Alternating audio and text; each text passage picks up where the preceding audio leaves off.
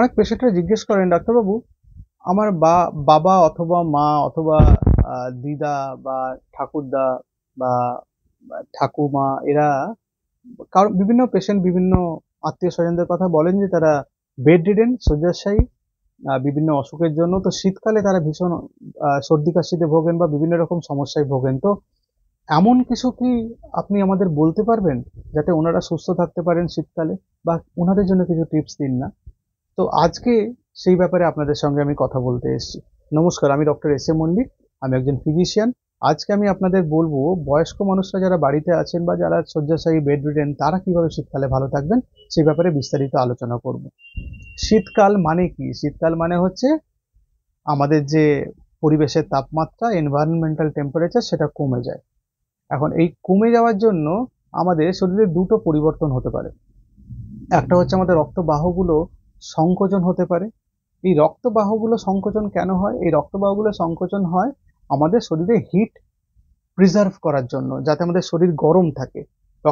বাহুগুলো যখন প্রসারিত হয়, ডাইলেটেড হয়ে যায়, তখন হিট রেডিয়েশন হয় শরীর থেকে, ঘামের মাধ্যমে ঘামের সঙ্গে তাপ বেরিয়ে যায়, হিট বেরিয়ে যায়। আর রক্তবাহগুলো সংকোচন হলে আমাদের ঘামটা কমে যায়, আমাদের বডিতে হিটটা থাকতে পারে, হিটটা প্রিজার্ভড হয়। এই রক্তবাহগুলো সংকোচনের ফলে যে দুটো পরিবর্তন আমাদের শরীরে হয় সেটা হচ্ছে আমাদের ব্লাড প্রেশার বাড়তে পারে। খুব বেসিক ফিজিক্স আর কি। সরু জায়গার মধ্যে জল যাচ্ছে, তাহলে তার চারপাশে প্রেশার বাড়ে। আর ২ নম্বর হচ্ছে এই রক্তবাহগুলো সংকোচনের জন্য আমাদের যে ক্রিটিক্যাল অর্গানস গুলো আছে সেগুলো ব্লাড সাপ্লাই কমে। সেটা লিভার হতে পারে, হার্ট হতে পারে, কিডনি হতে পারে। লিভার আর কিডনির ব্যাপারটা একটু ডিফারেন্ট, কারণ এখানে অনেকটা ব্লাড সাপ্লাই হয়। আমরা জানি আমাদের টোটাল কার্ডিয়াক আউটপুটের 20% কিডনিতে যায়। লিভারে দু ধরনের সার্কুলেশন আছে, একটা নর্মাল সার্কুলেশন, একটা পোর্টাল সার্কুলেশন, একটা হেপাটিক সার্কুলেশন, আলাদা আলাদা সার্কুলেশন আছে। তো লিভার একটা অত্যন্ত ভ্যাসকুলার অর্গান, অনেকভাবে লিভারে আমাদের রক্ত সরবরাহের রাস্তা আছে। হার্টের ব্যাপারটা হয়ে যায় গন্ডগোল। হার্টে তো সরু সরু 3টে আর্টারি আমরা জানি, যে এই আর্টারিগুলো দিয়ে আমাদের রক্ত যায়।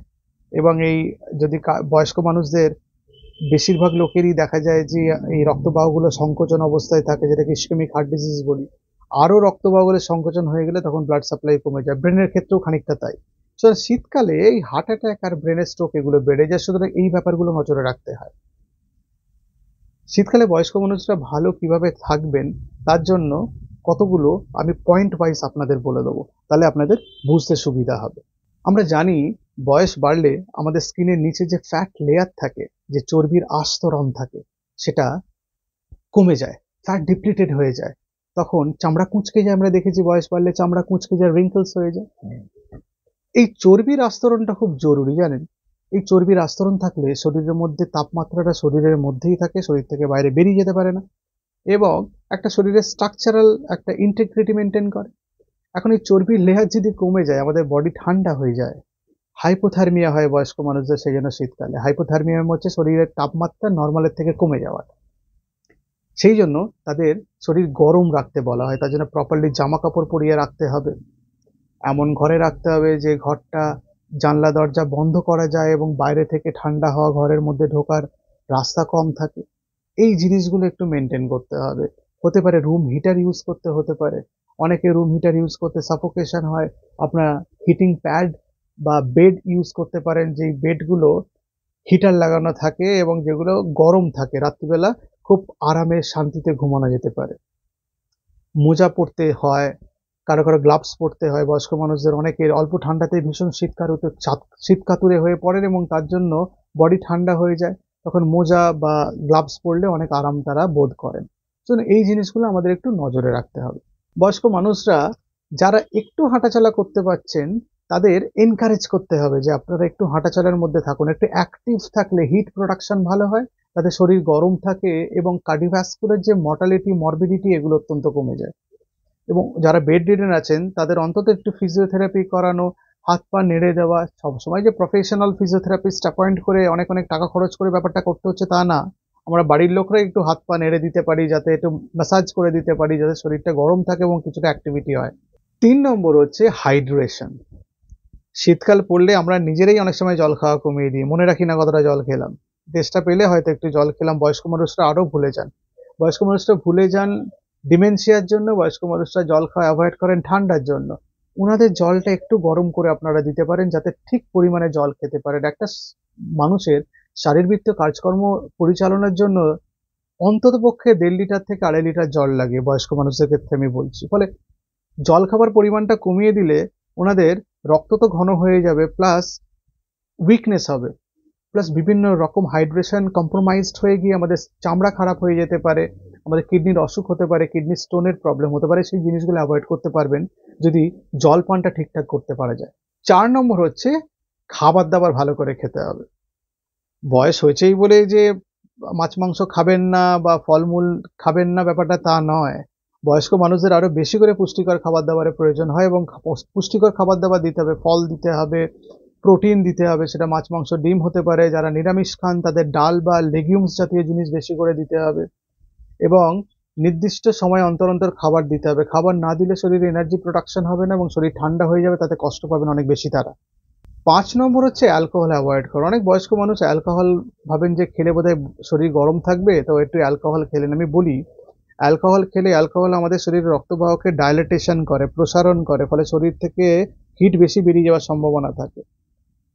অ্যালকোহল যত কম খাবেন বা অ্যালকোহল যদি না খান, তাহলে শীতকালে ভালো থাকবেন। এই কথাটা জরুরি, এবং দয়া করে এটা মাথায় রাখার চেষ্টা করবেন। আউটডোর অ্যাক্টিভিটি লিমিট করতে বলি আমি।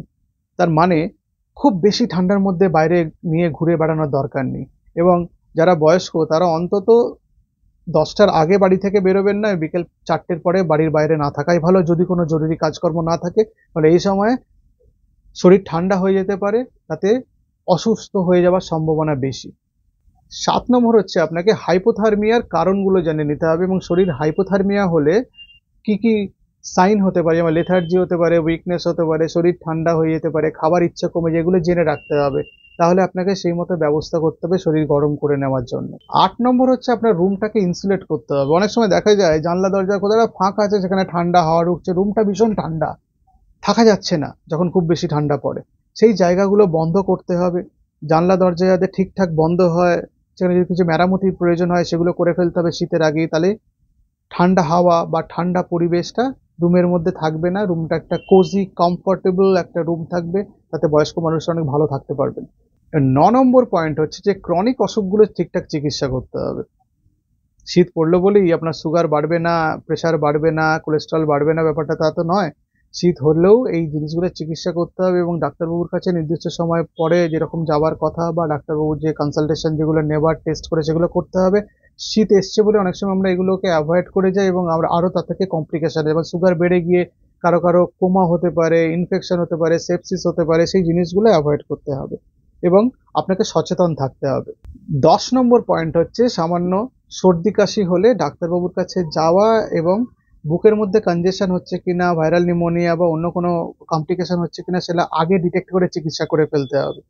কারণ খুব বেশি সিভিয়ার হয়ে গেলে তখন বাড়িতে চিকিৎসা করতে পারবেন না, হাসপাতালে যেতে হবে। সুতরাং ছোটখাটো হেলথ এলিমেন্টস বা প্রবলেমস গুলোকে অ্যাভয়েড না করাই ভালো। 11 নম্বর পয়েন্ট হচ্ছে শীতের আগে ভ্যাকসিনেশন গুলো কমপ্লিট করে ফেলতে হবে। যে নিউমোনিয়া, ইনফ্লুয়েঞ্জা ভ্যাকসিনেশন গুলো, এগুলো তো আপনার রোগ প্রতিরোধ ক্ষমতা বাড়িয়ে দেয় এবং আপনাকে সুস্থ রাখতে সাহায্য করে, সেইটা একটু আপনাকে খেয়াল রাখতে হবে। আর 12 নম্বর, যারা একটু একা থাকেন, ছেলেমেয়েরা কাজের সূত্রে বাইরে থাকে, তাদের একজন কাউকে অ্যাপয়েন্ট করা বা চেষ্টা করা, একজন কাউকে দায়িত্ব দেওয়া বা দায়িত্ব নিতে হবে আমাদের নিজে থেকে, যাতে তারা ভালো আছেন কিনা, শীতকালে কেমন আছেন, খাচ্ছেন কিনা, অসুখ বিসুখে ভুগছেন কিনা, বা অন্যরকম কোনো সমস্যা হচ্ছে কিনা, ব্যাংকিং বা বিভিন্ন রকম সমস্যা থাকে আমাদের জীবন চালাতে গেলে, বাজার করা, ব্যাংকে যাওয়া বা ওষুধ কিনে আনা, এইগুলো সমস্যা হচ্ছে কিনা সেগুলো একটু খেয়াল রাখতে হবে আমাদের নিজেদেরই। বয়স্ক মানুষরা অনেক সময় অনেক জিনিস বলেন না ছেলে মেয়েদের, অভিমান করেন, কিন্তু তারা আশা করেন এই জিনিসগুলো তাদের বাড়িতে বসেই সলভ হয়ে যাবে। তো একটু আমরা যদি নজর রাখি, ওনারা ভালো থাকবেন, তাহলে আমরা সবাই ভালো থাকতে পারবো একটা সুস্থ পরিবেশে। নমস্কার, ভালো থাকবেন।